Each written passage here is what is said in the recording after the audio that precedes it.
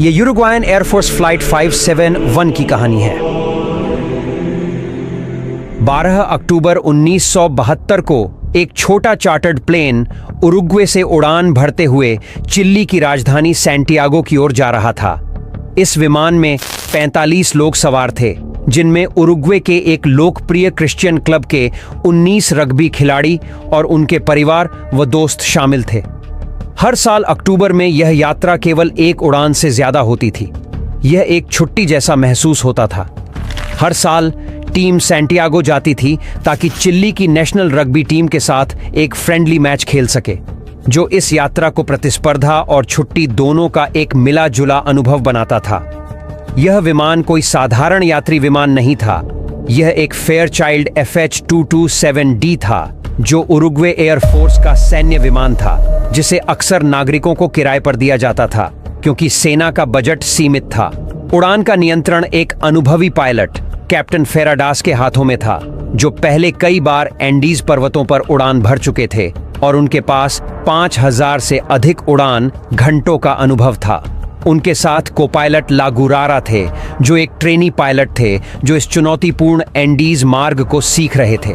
उनके रास्ते में एक खतरनाक क्षेत्र प्लंचॉन पास पड़ता था, जो अपने अचानक और खतरनाक मौसम के बदलावों के लिए जाना जाता था।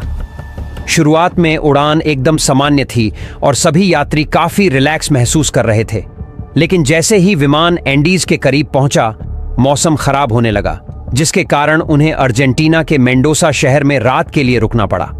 यात्रियों ने इसे एक मजेदार अनुभव माना और कई लोगों ने देरी के दौरान वाइन भी खरीदी। अगले दिन 13 अक्टूबर को आसमान साफ था और विमान ने फिर से दोपहर के करीब 2:18 पर उड़ान भरी। सभी यात्री चिल्ली पहुंचने के लिए उत्साहित थे। शुरुआती घंटों में सब कुछ सामान्य था और माहौल खुशनुमा था, लेकिन वे सीधे एंडीज की ओर बढ़ रहे थे, जो दुनिया की सबसे खतरनाक पर्वतमालाओं में से एक मानी जाती है। उन्हें यह नहीं पता था कि उनकी यात्रा अब एक भयानक और अप्रत्याशित मोड़ लेने वाली थी।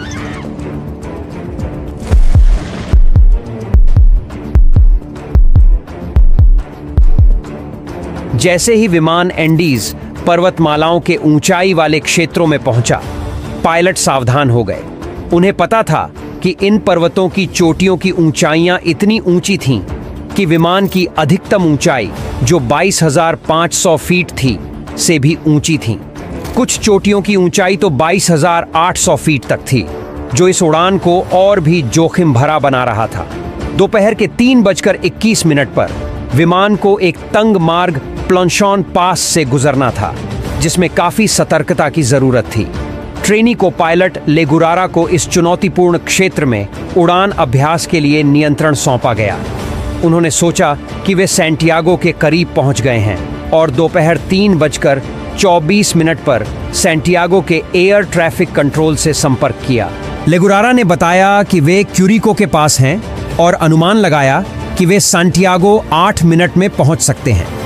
इसके बाद उन्होंने विमान को 10,000 फीट तक नीचे लाने की अनुमति मांगी, लेकिन यहां पर कोपायलट ने एक गंभीर गलती कर दी। विमान अभी भी पहाड़ों में था और क्यूरिको से काफी दूर था।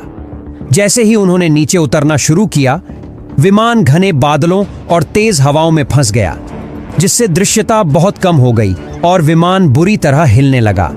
यात्री, जिनमें रग्बी खिलाड़ी भी थे, इस झटके को मजाक में ले रहे थे और हंसी मजाक करके तनाव कम करने की कोशिश कर रहे थे। कुछ लोग खिड़कियों से बाहर झांकने लगे, लेकिन उन्हें केवल बादल ही दिखाई दे रहे थे। अचानक कॉकपिट में अलार्म बजने लगे।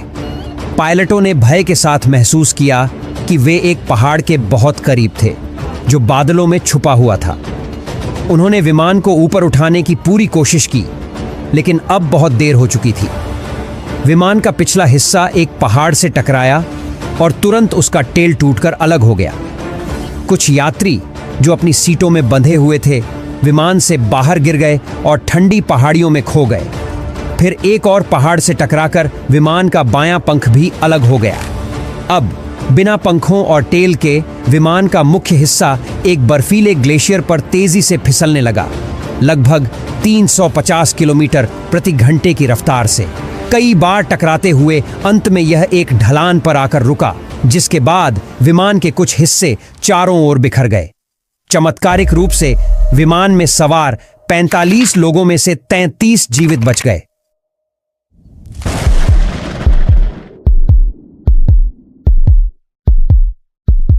जैसे ही बचे लोग मलबे से बाहर निकले, वे ठंडी हवाओं और कड़ाके की ठंड से घिर गए।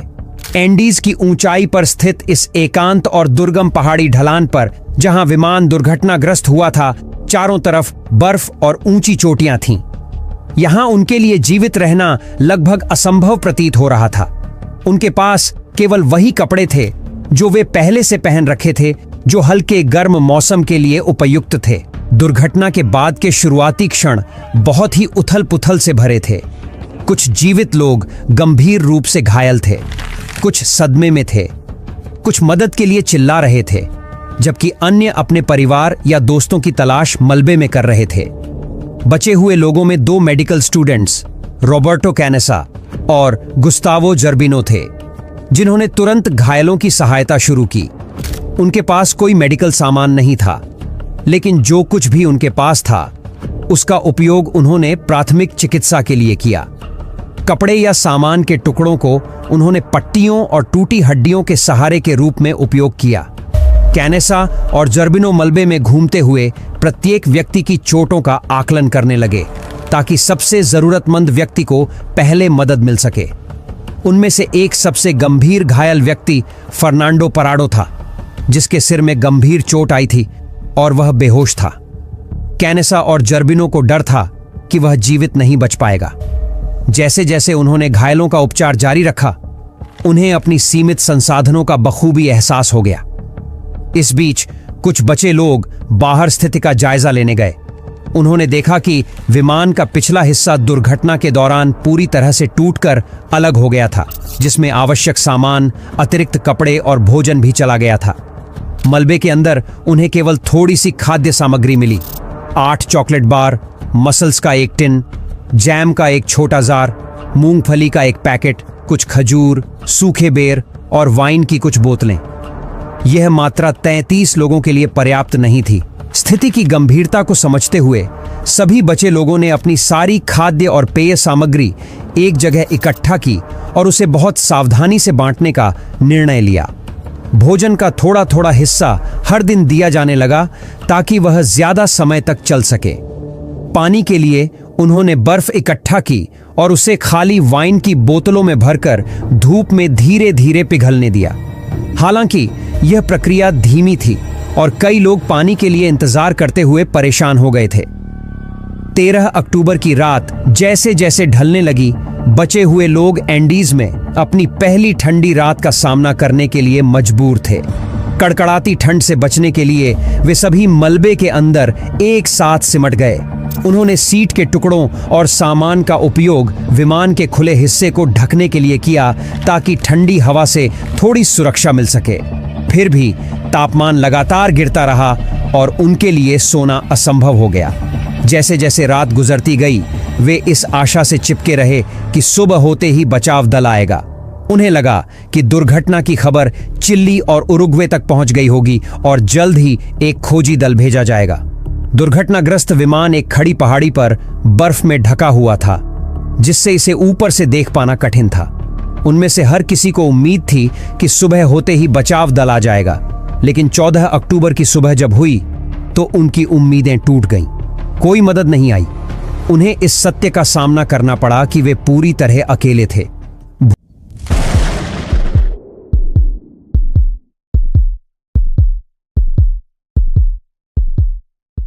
दुर्घटनाग्रस्त विमान एक खड़ी पहाड़ी पर बर्फ में ढका हुआ था, जिससे इसे ऊपर से देख पाना मुश्किल था। साथ ही सूरज की तेज चमक बर्फ पर टकराकर उनकी आंखों में जलन और धुंधलापन पैदा कर रही थी। इस स्थिति को स्नो ब्लाइंडनेस कहा जाता है। उनकी ताकत लगातार घट रही थी, लेकिन कुछ बचे हुए लोगों ने मदद का इशारा करने की कोशिश की। उन्होंने बैगों से लिपस्टिक और नेल पॉलिश इकट्ठा की और प्लेन के ऊपर SOS लिखने की कोशिश की। उम्मीद थी कि अगर कोई विमान ऊपर से गुजरे तो ये चमकीले अक्षर पायलट की नजर में आ जाएं, लेकिन जल्द ही उनका सामान खत्म हो गया और वे इसे पूरा नहीं कर सके। उन्होंने बैग और अन्य सामान को बर्फ पर क्रॉस के आकार में भी सजाया ताकि ऊपर से इसे आसानी से देखा जा सके। जैसे जैसे रात होती गई, तापमान और भी गिरता गया और उन्हें एक और ठंडी रात का सामना करना पड़ा। उनमें से कई और कमजोर हो चुके थे। दुर्भाग्यवश 5 और यात्रियों ने रात में ही दम तोड़ दिया। उनकी मौत का दुख बाकी बचे लोगों पर भारी पड़ रहा था। अब उनकी संख्या केवल 28 रह गई थी। अक्टूबर 15 की सुबह बचे हुए लोगों ने भारी दिल के साथ फैसला लिया कि उन्हें अब जीवित रहने के लिए कुछ और करना होगा, क्योंकि अभी तक कोई भी रेस्क्यू टीम नहीं पहुंची थी। उन्हें अब महसूस हो गया था कि वे शायद लंबे समय तक फंसे रहेंगे। अगले कुछ दिनों तक उन्होंने छोटे छोटे हिस्सों में खाना शुरू किया। कभी एक छोटा सा चॉकलेट का टुकड़ा खा लेते तो कभी वाइन की एक घूंट पी लेते। यह उन्हें थोड़ा सहारा जरूर देता था, लेकिन भूख की तड़प हमेशा बनी रहती थी। 16 अक्टूबर को, यानी दुर्घटना के 3 दिन बाद, फर्नांडो पराडो कोमा से जाग जाते हैं। उनके सिर में गंभीर चोटें थीं और किसी को उम्मीद नहीं थी कि वह बच पाएंगे। जब वह होश में आते हैं तो उन्हें पता चलता है कि उनकी मां इस हादसे में मारी गई हैं और उनकी बहन गंभीर रूप से घायल है। यह खबर सुनकर वह टूट जाते हैं, लेकिन अपनी बहन को बचाने की उम्मीद में अपना खाना और पानी उसे दे देते हैं। दुर्भाग्यवश 8 दिन बाद उनकी बहन की हालत और बिगड़ जाती है और वह भी दम तोड़ देती है। अपनी बहन को खोने का दुख फर्नांडो पराडो के लिए अत्यंत दर्दनाक था, लेकिन इसने उन्हें एक नई दृढ़ता दी, खुद को और दूसरों को बचाने के लिए।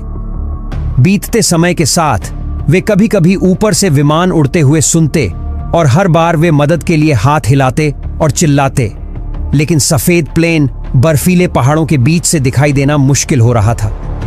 हर असफल कोशिश के बाद वे और भी हताश और अकेला महसूस करने लगे थे। 21 अक्टूबर को, दुर्घटना के 8 दिन बाद, उन्होंने एक छोटा रेडियो चालू करने में सफलता पाई, लेकिन जो उन्होंने सुना वह बेहद निराशाजनक था। रेस्क्यू टीम ने मान लिया था कि इस दुर्घटना में कोई भी जीवित नहीं बचा है और उन्होंने तलाश भी बंद कर दिया है। यह खबर सुनकर कई लोग टूट गए और रोने लगे, जैसे उनकी सारी आशाएं खत्म हो गई हों। लेकिन फर्नांडो पराडो ने कुछ अलग महसूस किया। उन्होंने चुपचाप एक निर्णय लिया कि यदि उन्हें बचाने कोई नहीं आ रहा तो वह खुद को और अपने साथियों को बचाने का रास्ता निकालेंगे। उस दृढ़ संकल्प के साथ उन्होंने खुद को बचाने के लिए एक अविश्वसनीय योजना बनानी शुरू की।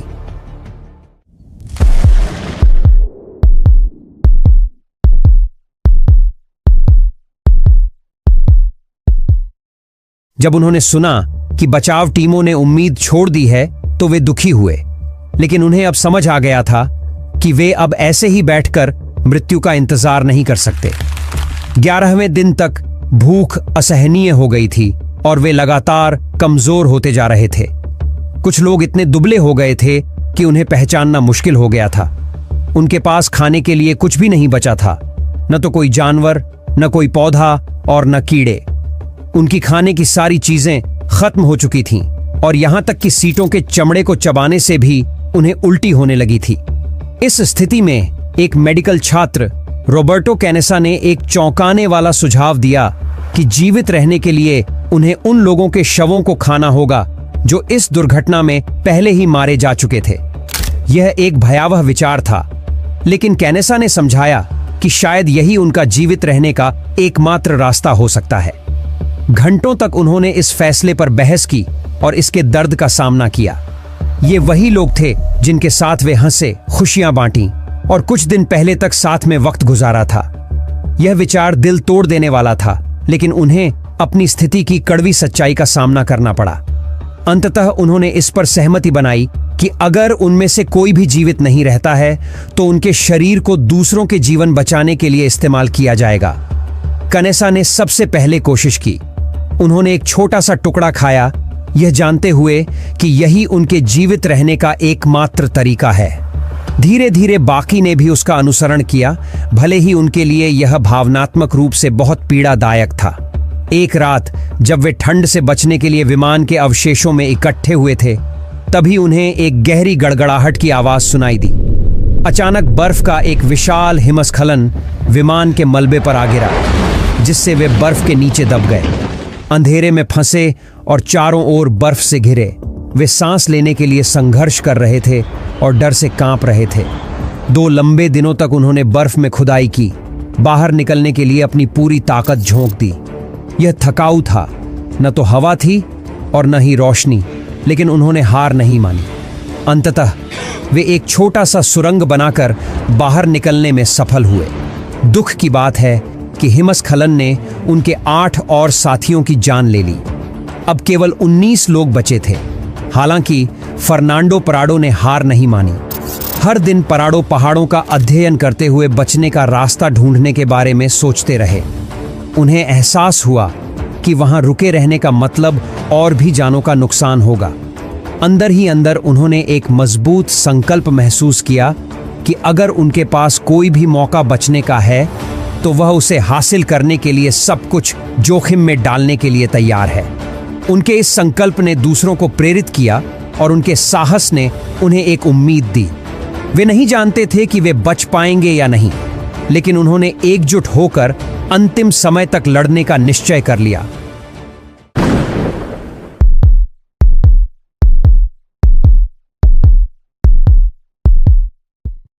दुर्घटना के 2 महीने बाद फर्नांडो पराडो और रॉबर्टो कैनेसा ने बर्फीले पहाड़ों से बाहर निकलने का साहसी निर्णय लिया।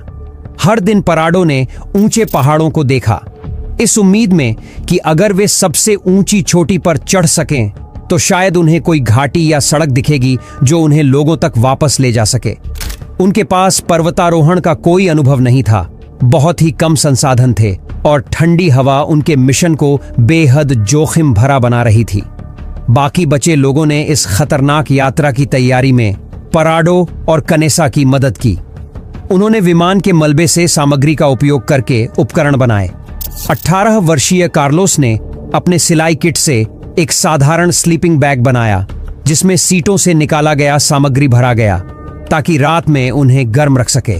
ठंड से बचने के लिए पराडो और कैनेसा ने जितने भी कपड़े मिल सके पहन लिए। 12 दिसंबर 1972 को दुर्घटना के ठीक 2 महीने बाद पराडो और कनेसा ने पश्चिम की ओर अपनी यात्रा शुरू की। उनके साथ एंटोनियो विजिंटिन भी थे, जो सामान ले जाने में मदद करने आए थे। बाकी बचे लोगों ने उन्हें बर्फीली पहाड़ियों पर चढ़ते देखा, इस अनिश्चितता के साथ कि वे अपने दोस्तों को फिर से देख पाएंगे या नहीं। उनके लिए पहला दिन बेहद कठिन था। गहरी बर्फ में चलना हर कदम पर भारी पड़ रहा था और पतली हवा में सांस लेने में मुश्किल हो रहा था। वे लड़खड़ाते हुए आगे बढ़ रहे थे और अपनी सारी ताकत लगा रहे थे।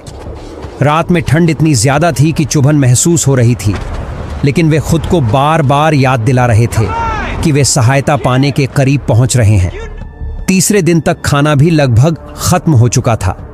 तब उन्होंने यह फैसला किया कि विजिंटिन को वापस दुर्घटना स्थल पर लौट जाना चाहिए ताकि दोनों लोगों के लिए खाना बचाई जा सके। पराडो और कनेसा ने आगे चढ़ाई जारी रखने का निश्चय किया। उनके मन में एक दृढ़ संकल्प था कि उन्हें पहाड़ की चोटी तक पहुंचना ही है। 20 दिसंबर को 1 हफ्ते से भी अधिक समय तक चढ़ाई करने के बाद वे आखिरकार एक ऊंची चोटी पर पहुंचे। उनके शरीर बेहद कमजोर हो चुके थे और खाने का सामान खत्म हो गया था, लेकिन नीचे घाटी की ओर देखने पर उन्हें एक अद्भुत नजारा दिखाई दिया। वह हरी भरी घाटी और बहती नदियों का दृश्य था जिसने उनमें नई उम्मीद भर दी। उन्हें यकीन हो गया कि घाटी के नीचे लोग हो सकते हैं जो उनके दोस्तों को बचाने में मदद कर सकते हैं।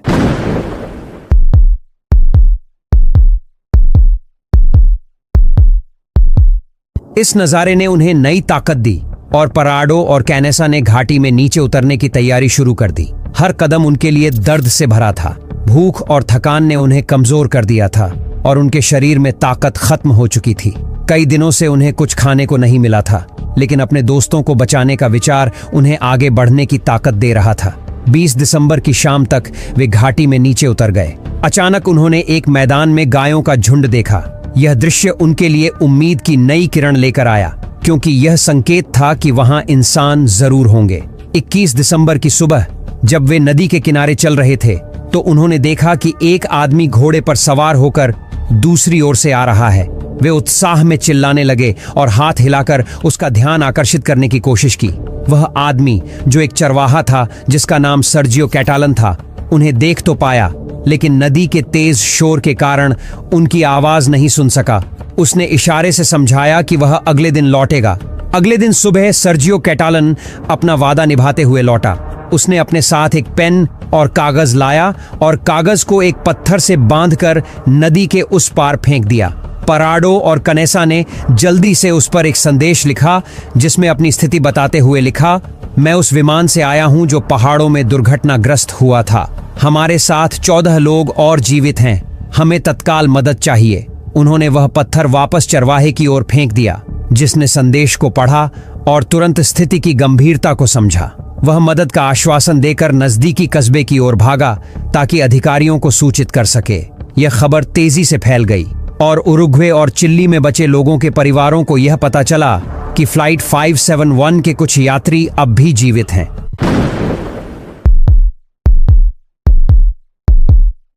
यह जानकारी सभी के लिए किसी चमत्कार से कम नहीं थी। 22 दिसंबर की सुबह 2 हेलीकॉप्टर बचाव दल और चिकित्सा सामग्री लेकर उड़ान भरने के लिए तैयार थे। पराडो ने जोर देकर कहा कि वह बचाव दल के साथ दुर्घटना स्थल पर जाएगा ताकि वह उन्हें वहां का रास्ता दिखा सके। जब हेलीकॉप्टर मलबे के पास पहुंचा तो बचे हुए लोगों ने ऊपर देखा और उन्हें विश्वास नहीं हुआ कि आखिरकार मदद आ गई है। हेलीकॉप्टर की आवाज उनके लिए चमत्कार जैसी थी। बचे हुए लोग खुशी से झूम उठे। वे एक दूसरे से गले मिलने लगे और यह समझने की कोशिश करने लगे कि उनका संघर्ष अब समाप्त होने वाला है। कुल मिलाकर 45 यात्रियों में से केवल 16 लोग 72 दिनों तक संघर्ष के बाद जीवित बच सके थे।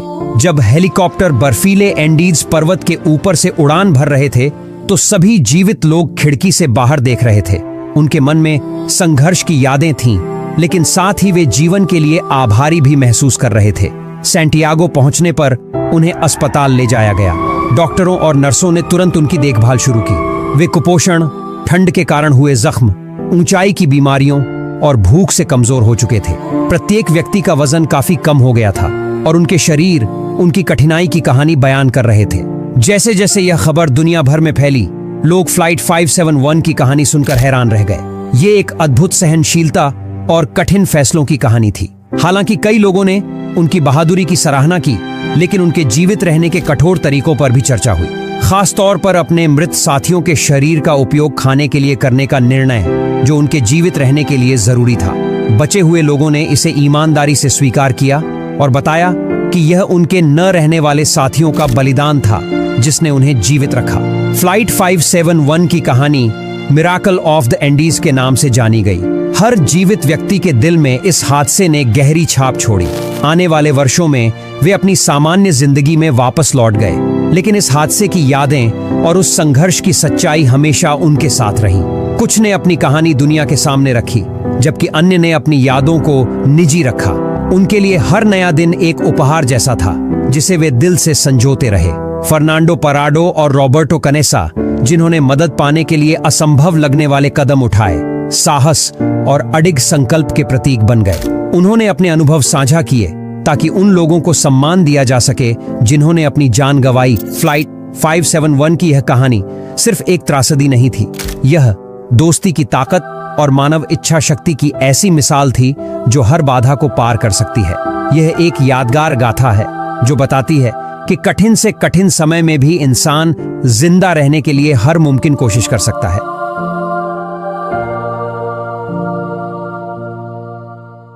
अगर ये वीडियो आपको हैरान कर गया तो आगे जो कहानी है वो आपकी सोच से भी परे है। देखिए अगले वीडियो में एक विमान हादसा जिसका सच आज भी छुपा है। सच्चाई जानने के लिए यहां क्लिक करें और मैं आपको 1 सेकंड बाद वहीं मिलूंगा। धन्यवाद।